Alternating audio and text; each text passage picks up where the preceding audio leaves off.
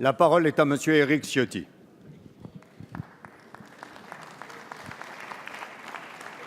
Merci, Monsieur le Président. Ma question s'adresse à Monsieur le Premier ministre. Monsieur le Président, vous venez, par des mots empreints d'émotion, ce dont je vous remercie, de rendre hommage aux victimes de cet attentat qui a frappé la ville de Nice, ma ville, qui a frappé au cœur notre pays, qui a frappé l'humanité tout entière, puisque c'est à l'humanité, c'est à toute forme d'humanité que cette barbarie islamiste a voulu une nouvelle fois s'attaquer. Je veux à mon tour exprimer mes sentiments d'émotion et de reconnaissance. D'émotion, bien entendu, à l'égard des familles des victimes, nombreuses. Vous avez rappelé ce terrifiant bilan. Et en même temps, exprimer ma reconnaissance à tous ceux qui ont participé à cette formidable chaîne des secours, aux policiers de la police nationale qui ont intercepté ce camion avec un courage extraordinaire et auquel il faut rendre hommage, aux policiers municipaux, à toute la chaîne des secours. Mais, Monsieur le Premier ministre, cet attentat ne doit pas nous laisser sans réponse. Notre devoir, notre responsabilité collective est de tenir compte de ces 240 morts qui ont frappé la France depuis le Bataclan. Vous avez trouvé les mots pour définir ce phénomène. Oui, la France est en état de guerre, mais vous n'avez pas trouvé, Monsieur le Premier ministre, la réponse pour apporter une réponse claire, précise, efficace à l'angoisse des Français, à la montée de ce terrorisme. Alors aujourd'hui, Monsieur le Premier ministre, je vous le dis, nous vous le demandons, il faut changer de stratégie. Nous sommes en guerre, utilisons les armes de la guerre, parce que si nous ne combattons pas avec ces armes de la guerre, alors ces terroristes abattront notre démocratie. Merci, monsieur Ciotti. La parole est à monsieur Michel Vauzel. Merci, Monsieur le Président, mes chers collègues, Monsieur le Premier ministre. Nous avons entendu et plutôt exprimé tout à l'heure notre solidarité, celle de la représentation nationale, avec tous ceux qui à Nice ont été témoins de l'horreur ou victimes de cette horreur. Mais c'est tout notre peuple aujourd'hui qui est inquiet de la montée de la violence. Elle touche la France, l'extérieur comme à l'intérieur de nos frontières. Il n'y a plus de frontières précisément entre notre politique extérieure et notre politique intérieure face au terrorisme. En Libye, 3 soldats français viennent de mourir pour la France. Sur le territoire national, ce sont les morts de Nice, ville symbole pour la France, et un 14 juillet, jour de la fête nationale, double blessure pour la France. Cette violence se nourrit aussi d'un malaise social. On l'a encore constaté cette nuit avec la mort d'un jeune homme à Beaumont-sur-Oise et la réaction, inadmissible certes, d'une jeunesse qui, bien souvent, est victime de la montée de la xénophobie et du racisme, non seulement racisme ethnique, mais racisme social. La crise est morale, individualisme exacerbé, injures quotidiennes à l'adresse des élus de la nation au risque de détruire la démocratie représentative. Proposition tout aussi injurieuse, cette nuit, de la démocratie, d'établir un système de délation et de privation de liberté sans jugement sur simple soupçon. La France doit éviter que la guerre contre le terrorisme ne dégénère en une guerre civile, fondée sur le racisme et la xénophobie. Renforcer encore les dispositifs de sécurité alors que nos soldats, nos gendarmes et nos policiers sont à rude épreuve. Refuser absolument la dérive vers un État totalitaire. Existe-t-il, Monsieur le Premier ministre, une solution pour assurer la sécurité aux Français qui ont peur, sans toucher aux valeurs de la France républicaine? La parole est à monsieur Rudy Sall. Monsieur le Premier ministre, c'est avec gravité et avec émotion que je prends la parole devant vous pour évoquer le terrible attentat qui a frappé ma ville et qui a entraîné la mort de 84 innocents. J'associe à ma question le président de la métropole, Christian Estrosi, ainsi que le maire de Nice, Philippe Pradal. Tout d'abord, vous étiez présent à la minute de silence à Nice ce lundi. Une foule immense était rassemblée dans le recueillement.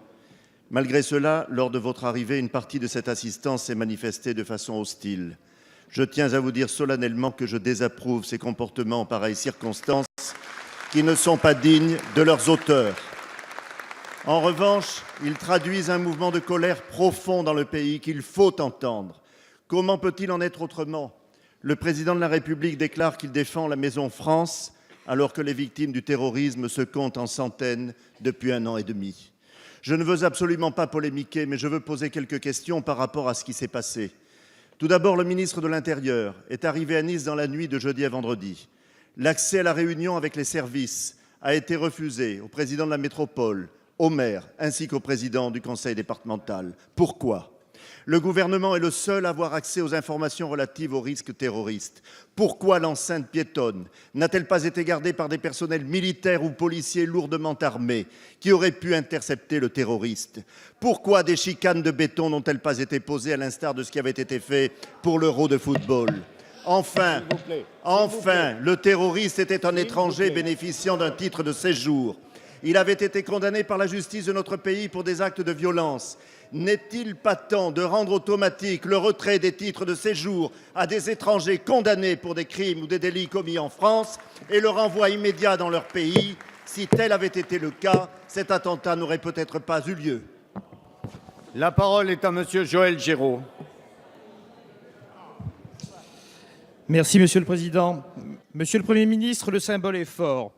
L'auteur de l'attaque de Nice en plein feu d'artifice qui a écrasé hommes, femmes, enfants, volontairement faisant plus de 100 morts et blessés à vie, n'a pas choisi cette cible par hasard.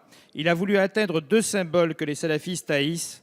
La République, parce que liberté, égalité, fraternité sont 3 mots qui ne peuvent se conjuguer dans la forme d'État, l'État islamique, qu'ils ont mis sur pied et qui ne vit que par et pour la terreur. La fête, car la haine de la fête, considérée comme une dépravation, est le ressort de leurs pensées mortifères.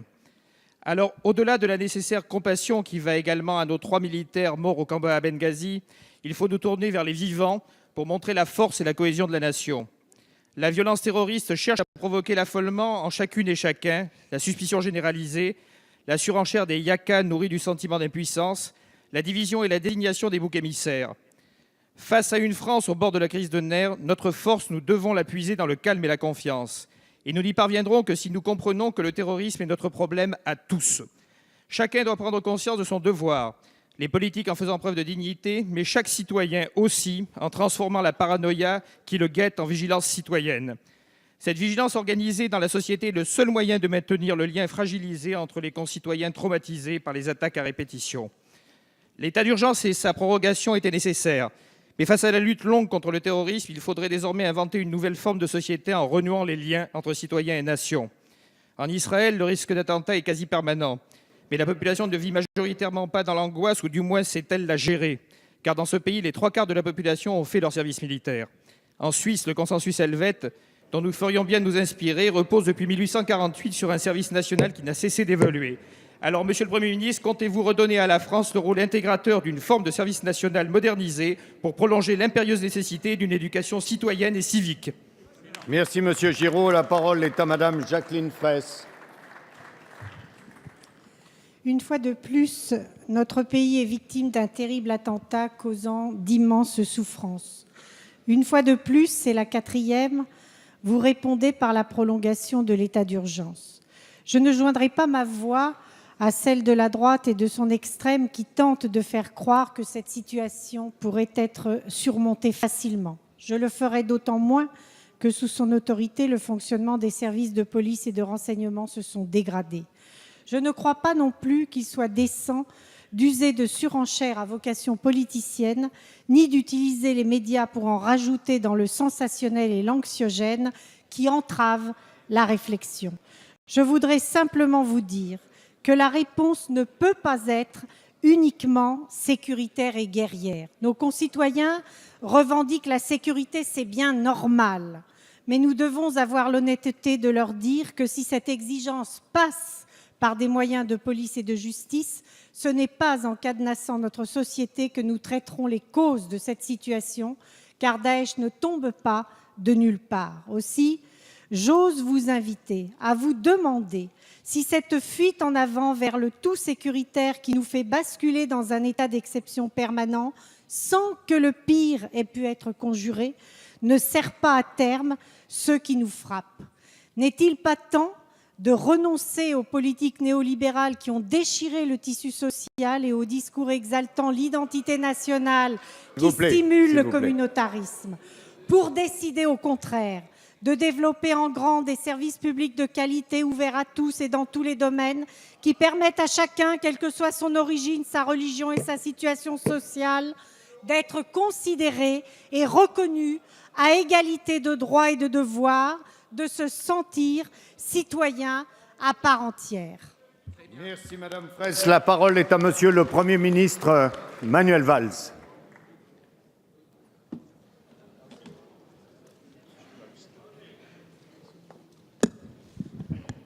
Monsieur le Président, Mesdames et Messieurs les députés, nous avons hier, c'est vrai, jusqu'à tôt ce matin d'ailleurs, longuement discuté de la prorogation de l'état d'urgence et à travers ces débats, nous avons évoqué beaucoup de sujets qui viennent d'être traités à travers vos questions.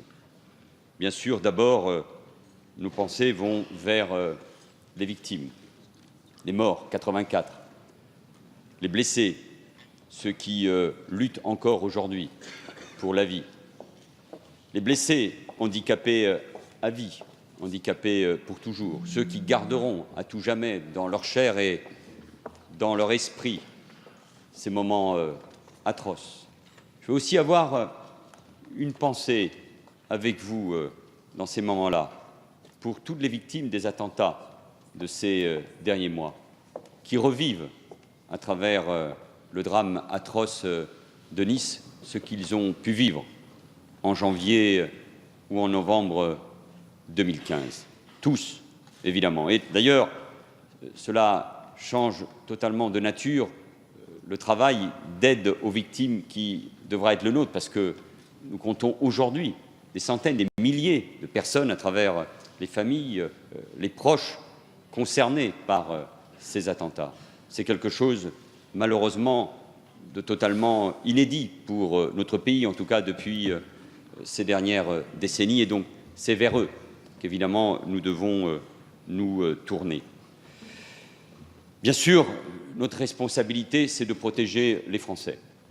Ils sont inquiets, ils ont peur, ils l'expriment, et ils l'ont exprimé partout, dignement, bien sûr, à travers la minute de silence lundi, et ces moments sont importants à chaque fois, parce qu'il est essentiel que la nation puisse se retrouver. Ils l'ont fait également à Nice, et merci de vos mots, Monsieur Rudissal, mais je ne confonds pas ce qui était l'attitude de l'immense majorité de cette foule qui se recueillait, qui chantait la Marseillaise avec ses sifflets. Et puis de toute façon, il nous appartient à nous, ceux qui gouvernent, mais ceux aussi qui représentent la nation, d'endosser et de porter avec responsabilité, lucidité, humilité, le poids, car c'est un poids, c'est une charge pour chacun d'entre nous. J'entends parfaitement l'exigence des Français, et j'entends aussi l'exigence de l'Assemblée nationale comme celle du Sénat. Nous aurons l'occasion, dans le débat qui commencera à 17h sur la prolongation de l'état d'urgence, de revenir aussi sur ces questions. Hier soir, vous l'avez évoqué, M. Éric Ciotti, et pour vous comme pour Rudissal, j'ai évidemment une pensée toute particulière. Vous êtes élu de cette ville de Nice que Claude Barthelone a décrit avec des mots qui viennent du cœur d'un Méditerranéen. Mais je comprends et tout à fait cette exigence, et notamment la question sur la stratégie. J'ai été l'un des premiers, et c'est aussi mon rôle, comme chef du gouvernement ou avant comme ministre de l'Intérieur, à détecter, à me rendre compte de ce que représentaient comme menace, dès l'été 2012, les premières filières syro-irakiennes. Est-ce que cela pouvait représenter comme menace venant de l'extérieur, mais aussi de l'intérieur? Et j'avais évoqué, je le répète ici, au Sénat d'abord et ensuite à l'Assemblée, en présentant la première loi antiterroriste qui tirait les leçons essentiellement des crimes de Toulouse et de Montauban, mais aussi de la première commission d'enquête sur ce qui s'était passé en mars 2012, travail mené par l'Assemblée nationale sous la houlette des députés Urvoise et Verchères. Et j'avais évoqué d'ailleurs un ennemi intérieur. Ça m'avait été parfois reproché, mais je voulais qualifier ce que nous étions en train de connaître, c'est-à-dire les risques d'une véritable guerre intérieure. Évidemment, sauf à l'extérieur. Regardez le beau documentaire de Bernard-Henri Lévy, Peshmerga, sur ce qu'est une guerre au Kurdistan, à la frontière de Mossoul. Regardons-le parce que c'est à travers ce type de documentaire ou évidemment du travail des journalistes qu'on voit ce qu'est la réalité de cette guerre. Mais en France, les choses sont évidemment très différentes.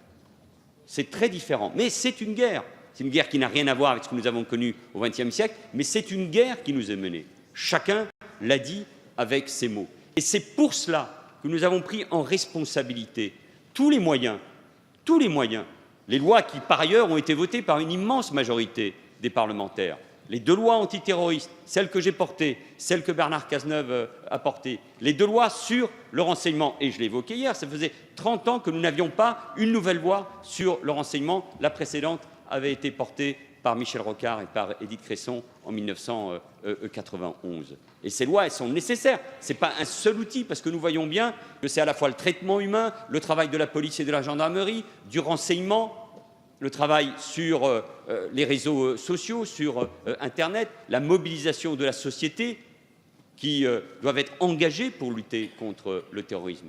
La nouvelle loi de procédure pénale, annoncée, confortée par le président de la République lors de son discours à Versailles, les amendements qui ont été pris venant de tous les groupes de la majorité comme de l'opposition, de l'Assemblée comme du Sénat, nous permettent d'avoir un arsenal que je crois à la mesure du défi qui nous est posé. Alors bien sûr, il faut en permanence s'adapter, parce que l'ennemi, l'adversaire, lui, s'adapte en permanence. Il s'adapte en permanence. D'ailleurs, nous voyons bien que nous faisons face au moins à 2 modes opératoires, l'organisation de groupes depuis la Syrie ou l'Irak, coordonnés en Belgique ou en France pour ce qui concerne les derniers attentats, avec des parcours, avec des individus au parcours criminel, délinquants, aguerris, souvent au maniement des armes de guerre et qui ont commis ces attentats. Et d'ailleurs, grâce à nos services, 16 projets d'attentats ont été déjoués, dont celui du groupe Cricket, je l'ai évoqué, en mars dernier, et qui s'apprêtait à commettre des attentats particulièrement meurtriers. Mais nous avons un autre mode opératoire, au moins, qui est celui que nous avons vu à Nice, qui plus est là cette fois-ci, avec un individu radicalisé sans doute en très peu de temps, inconnu des services, pas fiché S, connu uniquement défavorablement par les services de police pour les raisons qui ont été évoquées ou par les services sociaux du Conseil départemental des Alpes-Maritimes. Et donc, face à cela, nous devons nous adapter. Je pense que nous avons les outils en matière de police, de gendarmerie, de renseignement. Et encore une fois, ceci peut être amélioré. Nous l'avons déjà amélioré. C'est sous ma responsabilité comme ministre de l'Intérieur que nous avons fait la réforme de la Direction générale de la sécurité intérieure. Et avec un vrai sujet, nous avons évoqué hier la disparition des renseignements généraux. Mais moi, je crois vraiment, comme le ministre de l'Intérieur, que nous devons nous appuyer sur la police et sur la gendarmerie pour ce renseignement de proximité, pour recueillir le maximum d'informations, en lien bien sûr avec les travailleurs sociaux, avec les services sociaux. Et le travail qui est mené par le gouvernement, par les ministres Marisol Touraine ou Laurence Rossignol, va dans ce sens, puisqu'il s'agit de mobiliser tous les services sociaux avec souvent des cultures qui sont très différentes par rapport au travail bien sûr de la police, de la gendarmerie ou de la justice. Et nous pensons que police, gendarmerie, justice ont aujourd'hui ces moyens. Mais là encore, il faut être ouvert, attentif, tout ce qui peut nous permettre en efficacité de mieux lutter contre le terrorisme sans jamais sortir de l'ordre constitutionnel et de l'état de droit, le gouvernement y sera pleinement attentif. Enfin, bien évidemment, j'aurai l'occasion tout à l'heure de répondre à une question sur les opérations extérieures. C'est évidemment tout à fait essentiel puisque la guerre se joue au moins à court et à moyen terme en Irak, en Syrie, sans doute en Libye. Mais pas seulement. La guerre, elle sera très longue sur notre sol. Et quand j'ai dit qu'il y aurait d'autres attentats, d'autres victimes innocentes, même si Malek Bouti avait tout à fait raison hier de dire dans le débat que nous faisons tout pour les empêcher et que nous gagnerons bien sûr cette guerre. Ce n'est pas par fatalisme, mais c'est parce que nous devons cette vérité aux Français. Et si tout l'arsenal qui était proposé hier soir, ou par d'autres en dehors de cette enceinte, était adopté et mis en œuvre, et qu'il y aurait des attentats, quel est le nouveau pas que nous devrions à ce moment-là franchir? Nous voyons bien la difficulté. Regardez ce qui se passe aux États-Unis. Patriot Act, peine de mort en Floride, moyens exceptionnels qui ont été mis en œuvre. Est-ce que le drame d'Orlando a pu être évité? Ça veut bien dire que c'est d'une très grande complexité et que le terrorisme de Daesh, son idéologie, les kits qu'il fournit à ces terroristes, à ces individus, quel que soit le qualificatif, à ces terroristes, à ces meurtriers, est d'une très grande efficacité malheureusement, et c'est pour ça qu'il faut se mobiliser. Et Madame la députée, vous avez tout à fait raison de dire, la seule réponse dite sécuritaire, elle est évidemment indispensable, comme la réponse judiciaire, avec l'aggravation des peines, mais on voit bien que c'est toute la mobilisation de la société qui est nécessaire. J'y reviendrai aussi tout à l'heure. Enfin, pardon Monsieur le Président, mais je voudrais être précis sur un sujet. Et je veux répondre à Rudy Sall de la manière la plus précise et avec la précision chère au ministre de l'Intérieur concernant les événements de Nice. Parce que je pense qu'il faut donner tous ces éléments ici à l'Assemblée nationale. Comme l'a rappelé le préfet des Alpes-Maritimes, l'organisation du feu d'artifice, monsieur le député, vous le savez, du 14 juillet avait été précédée de 2 réunions qui associaient la ville et la préfecture, ainsi que 2 autres réunions, les 1er et 12 juillet, entre la direction départementale de la sécurité publique et la police municipale. Police municipale que je connais bien, je suis souvent allé à Nice. Nous avons souvent dit d'ailleurs avec messieurs Estrosi et Ciotti que les 2 polices municipales les plus efficaces qui pouvaient exister étaient celles de Nice, celles d'Évry, évidemment beaucoup moins nombreuses que celles de la ville de Nice. Donc je connais bien cette efficacité et je connais bien aussi la vidéosurveillance. Mais nous savons tous que ça ne suffit pas. Lors de la première réunion qui s'est déroulée le 28 juin à 15 h, la préfecture avait appelé l'attention de la ville sur la nécessité de mieux sécuriser l'environnement de la manifestation. Lors de la seconde réunion qui s'est déroulée le 7 juillet à 15 h, un accord avait été trouvé pour mettre en place un contrôle aléatoire des accès, comme pour le carnaval de Nice, autre grande manifestation. Un arrêté du 11 juillet, signé par le directeur général adjoint de la ville, le directeur général adjoint en charge de la sécurité, de la proximité et des quartiers, réglementait la circulation sur la promenade des Anglais et ses abords, car c'est une responsabilité du maire, de la police municipale. Ce dispositif a été concerté, consenti et validé par le maire de Nice. Sinon, cela aurait signifié que la collectivité locale organisatrice du feu d'artifice, ce n'est pas l'État qui organise les feux d'artifice dans ce pays, aurait accepté l'organisation d'un événement sans souscrire au dispositif de sécurité. Qui peut l'imaginer un seul instant? Et pour cause, le ministre de l'Intérieur a reconstitué la liste de tous les policiers nationaux qui étaient sur le terrain à partir des mains courantes attestant de leur engagement. Ils étaient 85 à 19 h, 89 à 20 h, 92 à 21 h, 64 entre 22 h et 23 h. Et nous tenons ce tableau récapitulatif des présences à la disposition de la justice. En tout et pour tout, 185 policiers nationaux et 20 militaires de l'opération Sentinelle étaient mobilisés à Nice dans le cadre des festivités du 14 juillet. Et par ailleurs, les policiers municipaux étaient en périphérie de l'événement, en charge notamment de la circulation. Et c'est d'ailleurs, cela a été rappelé par tous, le courage des fonctionnaires de police présents qui a permis de stopper le terroriste avant qu'il ne tue davantage.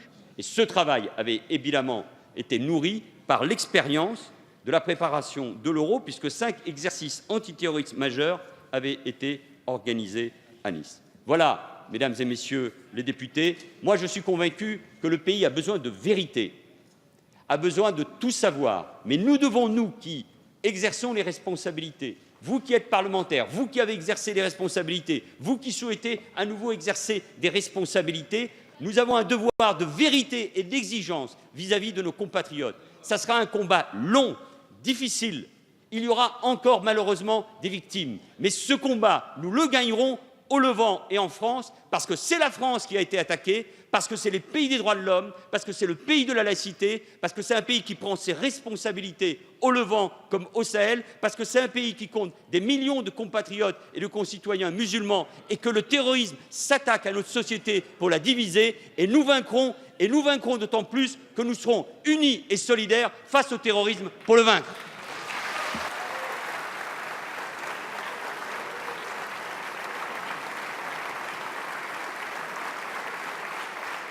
Merci, Monsieur le Premier ministre. La parole est à Madame